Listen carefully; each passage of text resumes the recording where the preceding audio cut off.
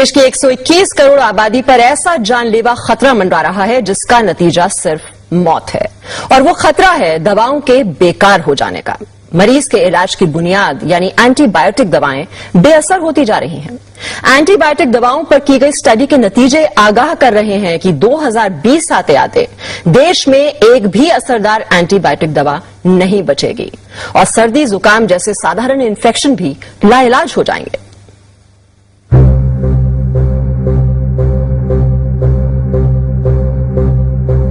देश की 121 करोड़ आबादी पर ऐसा जानलेवा खतरा मंडरा रहा है जिसका नतीजा सिर्फ मौत है, और वो खतरा है दवाओं के बेकार हो जाने का।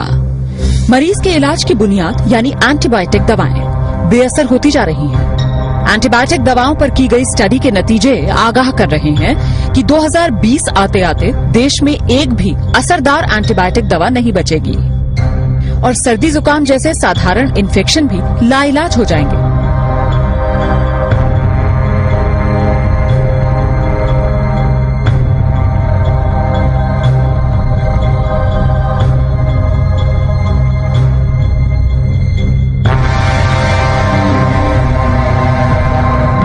जरा सोचिए, अगर डॉक्टर को मरीज की बीमारी का पता हो, उसके इलाज के लिए बेहतरीन वार्ड, टेस्ट और ऑपरेशन की सुविधा हो, लेकिन मरीज पर दवाएं ही असर न कर रही हों और मरीज को बचा पाना नामुमकिन हो जाए। ये सिर्फ ख्याल नहीं है, ये वो डरावनी हकीकत है जिसका तोड़ डॉक्टर अभी तक नहीं तलाश पाए। दिल्ली के एक प्राइवेट अस्पताल में हुई स्टडी के नतीजों से ये खुलासा हुआ कि कई एंटीबायोटिक दवाएं जो गंभीर बीमारियों के इलाज में इस्तेमाल की जा रही हैं, दरअसल मरीजों पर काम ही नहीं कर रही। अस्पतालों में मरीज बेमौत मरने को मजबूर हैं।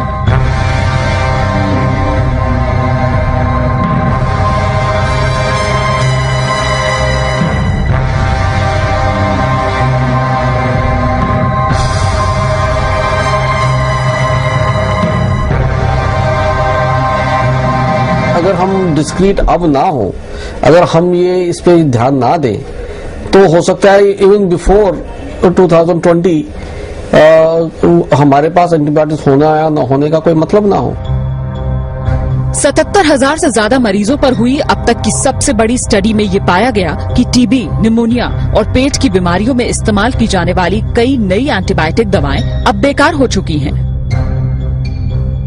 टीबी के इलाज के लिए दी जाने वाली दवा 2002 में तकरीबन 98% मरीजों पर काम कर रही थी, जबकि 2009 में ये सिर्फ 48% मरीजों पर ही कारगर साबित हो पाई।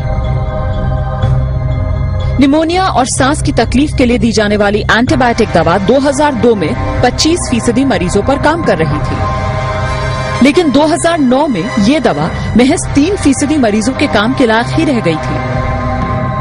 सर्जरी कराने वाले मरीजों में होने वाले इन्फेक्शन को रोकना चुनौती बन गया है। अनुमानित आंकड़ों के मुताबिक देश के हर अस्पताल में हर हफ्ते 1 से 2 मरीजों की मौत सिर्फ इसलिए हो जाती है क्योंकि एंटीबायोटिक दवा बेकार साबित हो गई।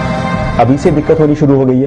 कई बार हमारे पास ऐसे मरीज आते हैं जहाँ की हमारे पास कोई एंटीबायोटिक रह ही नहीं जाता है, तो हम लोगों को लगता है कि कई बार पेरिफेरल सेंटर से हमारे पास आए क्यों है, क्योंकि हमारे पास कोई दवाई नहीं रह जाती।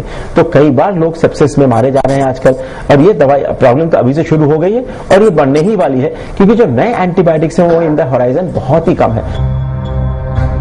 राजधानी के सर गंगाराम अस्पताल में 2001 से 2010 के बीच भर्ती हुए 77,000 मरीजों पर यह स्टडी की गई। अस्पताल में रहने के दौरान उन्हें जो दवाएं दी गईं, उनके आधार पर ये नतीजा सामने आया कि कई दवाएं 40% मरीजों पर तो कई 97% मरीजों पर काम नहीं कर पाई। यानी देश की 3% आबादी को छोड़ दिया जाए तो बाकी सब पर जान का खतरा मंडरा रहा है। मौजूदा एंटीबायोटिक दवाएं अगर इसी तरह बेअसर होती रही तो क्या बहुत से मरीजों को बेमौत मरने के लिए मजबूर होना पड़ेगा? इस सवाल का जवाब वाकई डराने वाला है, क्योंकि डॉक्टरों की राय में बहुत से मरीज इन्फेक्शंस की वजह से सिर्फ इसलिए जान गंवा रहे हैं क्योंकि अब उन पर वो दवाएं काम नहीं कर रही जिनके जरिए कुछ साल पहले तक वो बीमारी का इलाज कर पा रहे थे। पूजा मक्कड़, जी न्यूज, दिल्ली।